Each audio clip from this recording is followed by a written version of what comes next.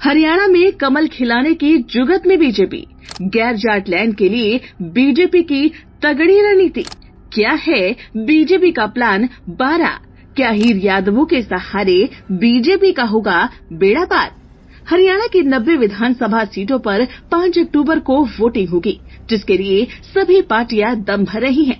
कहीं वादों की झड़ी लगाई जा रही है, तो कहीं बड़े बड़े दावे किए जा रहे हैं। सत्ता की चाबी एक बार फिर हासिल करने के लिए बीजेपी भी एड़ी चोटी का जोर लगा रही है, क्योंकि ये बात किसी से छिपी नहीं कि इस बार बीजेपी की स्थिति 2014 और 2019 के चुनाव के मुकाबले कमजोर मानी जा रही है।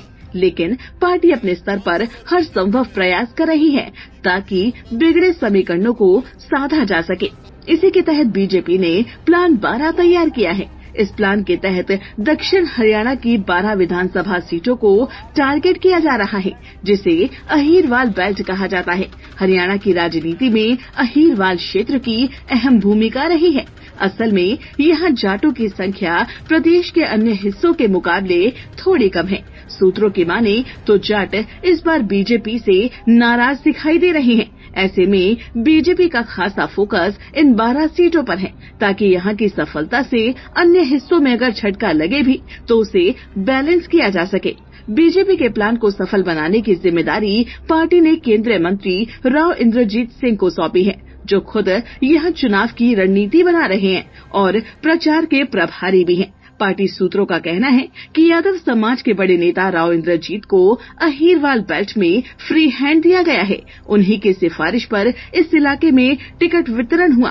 राव इंद्रजीत यहाँ प्रभारी है और हर सीट पर प्रचार की निगरानी कर रहे हैं। अब आपको ये बताते हैं कि आखिर बीजेपी की दक्षिण हरियाणा पर क्यों है नजर। दरअसल दिल्ली और राजस्थान की सीमा से सटे दक्षिण हरियाणा के कुछ भागों को अहीरवाल बेल्ट कहा जाता है। अहीरवाल बेल्ट कहे जाने की मुख्य वजह इन इलाकों में अहीरों और यादवों का दबदबा होना है। इस बेल्ट में मुख्य रूप से गुरुग्राम, रेवाड़ी, फरीदाबाद, पलवल और नूंह जिले शामिल हैं। अहीरवाल बेल्ट में करीब 20 विधानसभा सीटें आती हैं। 2019 के विधानसभा चुनाव में अहीरवाल बेल्ट की बीजेपी को 12 और कांग्रेस को 5 सीटें मिली थी। बीजेपी ने गुरुग्राम और पलवल में क्लीन स्वीप किया था। रेवाड़ी में भी पार्टी का परफॉर्मेंस ठीक था। ये सभी इलाके राव इंद्रजीत सिंह के गढ़ माने जाते हैं और इसीलिए ही बीजेपी ने अहीरों के बड़े चेहरे राव इंद्रजीत सिंह को रणनीति का मुख्य कर्ता धर्ता बनाया है। आपको बता दें कि राव इंद्रजीत सिंह को राजनीति विरासत में मिली। राव इंद्रजीत के पिता राव बीरेंद्र सिंह हरियाणा के मुख्यमंत्री रहे हैं। इंद्रजीत 1977 में पहली बार विधायक बने। 1982 में उन्हें हरियाणा सरकार में मंत्री बनाया गया।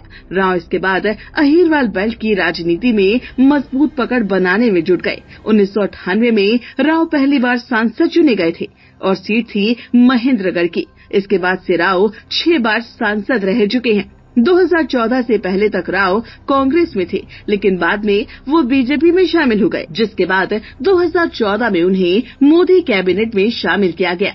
2019 और 2024 में भी वो मंत्री बने। वर्तमान में राव इंद्रजीत मोदी कैबिनेट में स्वतंत्र प्रभार के मंत्री हैं और इसीलिए ही बीजेपी ने राव इंद्रजीत को बड़ी जिम्मेदारी दी है, ताकि 2019 में जीती 12 सीटों पर तो पार्टी की पकड़ मजबूत बनी ही रहे और अन्य सीटों पर भी पार्टी का प्रभाव बने।